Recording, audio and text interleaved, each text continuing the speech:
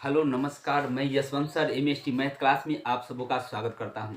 आज इस YouTube channel के माध्यम से गोला के बारे में बताने जा रहा हूं कि गोला क्या होता है। गोला एक होता है त्रिविमीय आकृति होता है।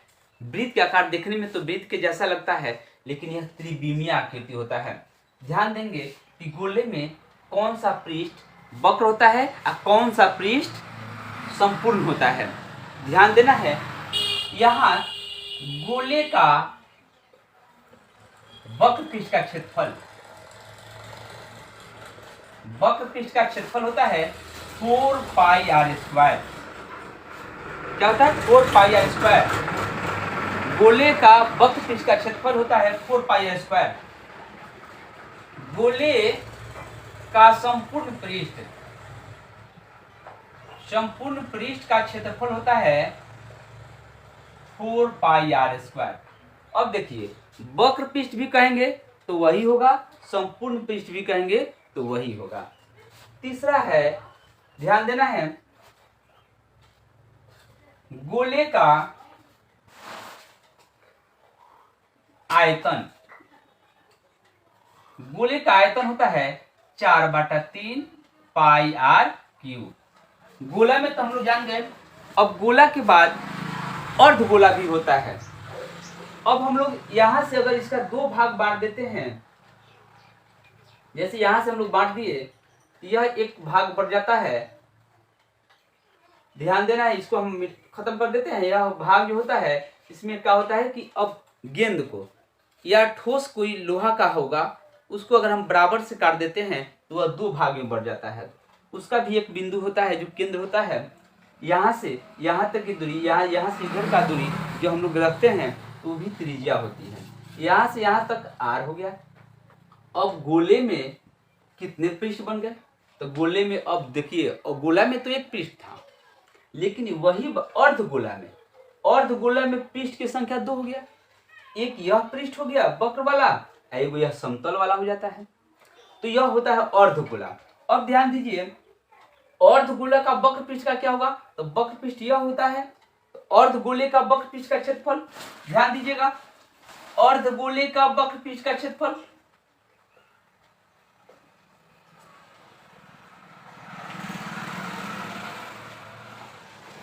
अर्धगोले के वक्र पृष्ठ का क्षेत्रफल यानी इसका होता है वक्र पृष्ठ के क्षेत्रफल का आधा होता है। तो यहां का हो जाएगा 2 पाई आर स्क्वायर। लेकिन अर्धगोले का संपूर्ण पृष्ठ,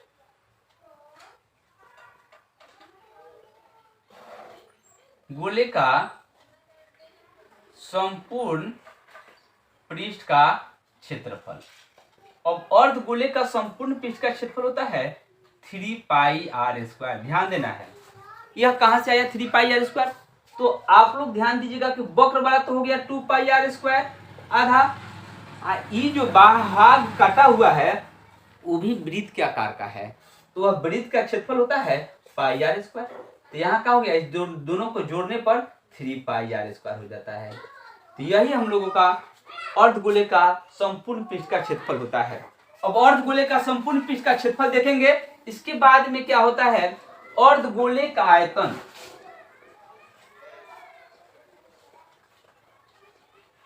अर्धगोले का आयतन होता है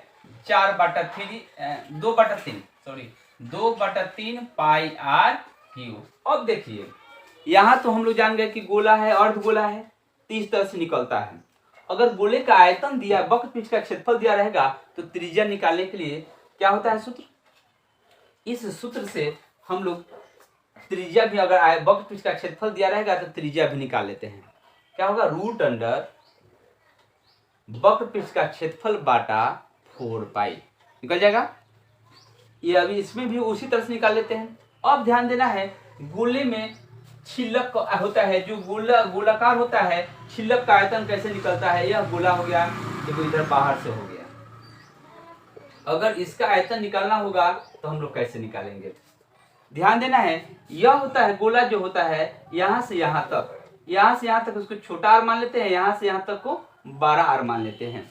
अगर यही गोला में यह छल्ले का आयतन निकालना है, मान लीजिए कि गोला है और किसी गोले पर कवर चढ़ा दिया गया है और उसके बाद उस कवर का आयतन क्या होगा। तो अंदर वाला गोला को छोड़ करके इस कवर का आयतन क्या होगा। तो इसके लिए हम लोग क्या करेंगे, बड़े गोले का आयतन में बड़े गोले का आयतन घटाओ छोटे गोले का आयतन,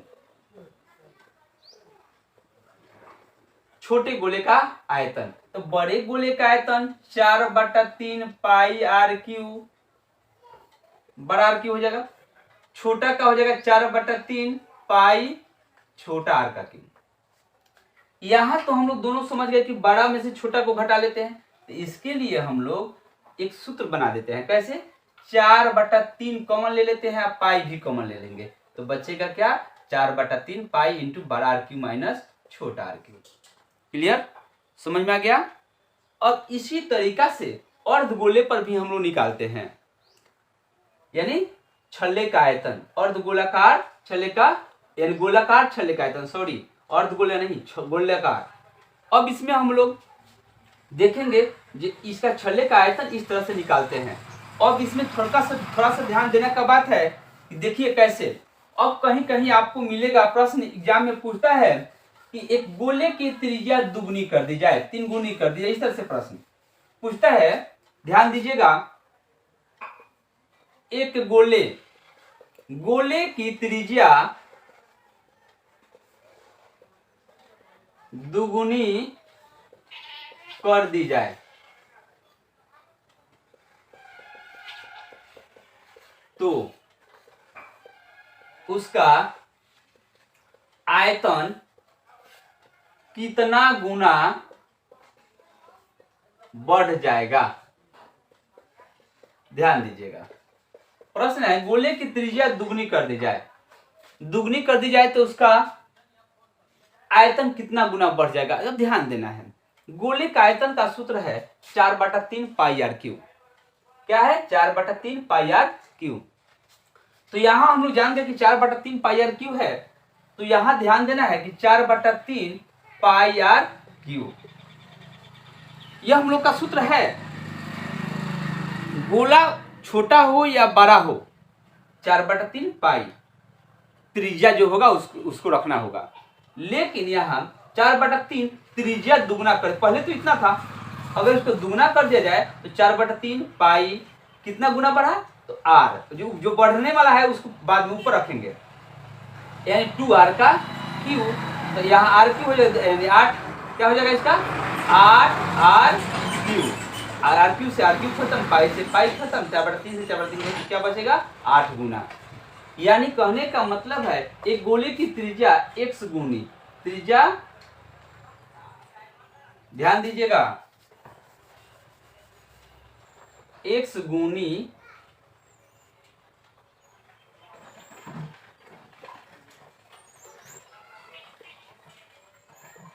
गुनी कर दी जाए तो उसका आयतन कितना गुना बढ़ जाएगा। तो यहाँ x गुनी रहेगा तो उसका स्क्वायर कर देंगे x से स्क्वायर गुना x क्यू गुना x का क्यू कर देंगे, स्क्वायर नहीं x क्यू। अगर यही आयतन के स्थान पर वक्र पृष्ठ या संपूर्ण पृष्ठ पूछ दिया जाएगा तो यहाँ स्क्वायर कर देंगे x से स्क्वायर गुना। अगर इस तरह से प्रश्न है आपका परीक्षा में कि एक गोले की त्रिज्या 3 गुनी कर दी जाए तो उसका वक्र पृष्ठीय क्षेत्रफल कितना गुना बढ़ जाएगा। तो वक्र पृष्ठ का क्षेत्रफल ध्यान देना है कि 4 पाई आर स्क्वायर होता है। तो यहाँ वक्र पृष्ठ अगर रहेगा, मान लीजिए कि यहाँ आप लोग देख लीजिए कि 5 गुनी कर दिया जाए, x गुनी 5 गुनी कर दी जाए तो वक्र पृष्ठ कितना गुना बढ़ जाएगा। तो यहाँ वक्र पृष्ठ का बात है तो वक्र पृष्ठ वाला पर ध्यान देंगे। तो वक्र पृष्ठ का है 4 पाई आर स्क्वायर।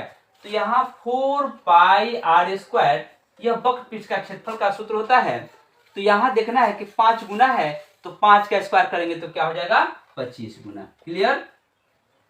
इसी तरह से हम लोग क्या करेंगे, ट्रिक के माध्यम से एकदम आसान तरीका से 2-4 सेकंड में इसका आंसर दे देंगे। अब ध्यान दीजिए, अर्धगोले पर भी वही बात लगेगा। अर्धगोले की अगर त्रिज्या दुगनी कर दी जाए तो उसका भी वक्र पृष्ठीय क्षेत्रफल आयतन जिस तरह से गोला में बना है उसी तरह से अर्धगोला पर भी बनेगा। अगर यह वीडियो आपको अच्छा लगे तो लाइक कमेंट और शेयर जरूर कीजिएगा।